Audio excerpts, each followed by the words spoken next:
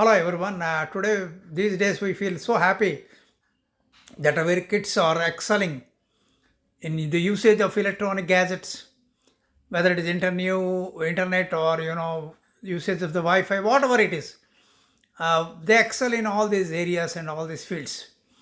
But one thing that has spoiled all these kids is their mental setup. There was a time when we were kids. We were not overawed by the situations, and most of the times we used to manage the things. We had a temperament of calm and composure, but unfortunately, these things we don't find in today's kids. They get irritated, they get very frustrated. Sometimes their personality is so carved out. They don't have the sense of patience, and their expressional levels are also very quite different than what we had. So the one thing I noticed why we were cool-minded is that we had a reading habit. During my time, we had a lot of comic books.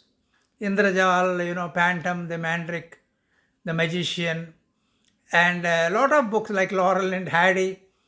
And the thing, mentally we were engrossed into that while reading itself. It was giving a waves to the mind, to have a cool temperament. We used to enjoy a lot. And our literary skills improved, our spoken English abilities improved, and more importantly, we had a cool mind. And whichever were the good aspects, including Chandamam also. So a lot of things, the improvement in the moral values, inculcation of human values, and we really had all those aspects, and most importantly, books were our companions and they were our friends. Even when we were traveling, in trains or in buses, wherever we used to get, I was studying in Rao'S College, so I had a small set of books with me.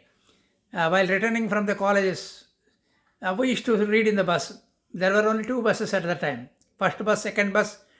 So even though it was crowded, so we used to get a seat. We used to squeeze it in rather. And even in that circumstances also, we used to study the books. So that used to give us a kind of relaxation. So our writing skills, spoken English ability skills, yes, even now also these children speak very nice, but unfortunately, they have lost their temperament.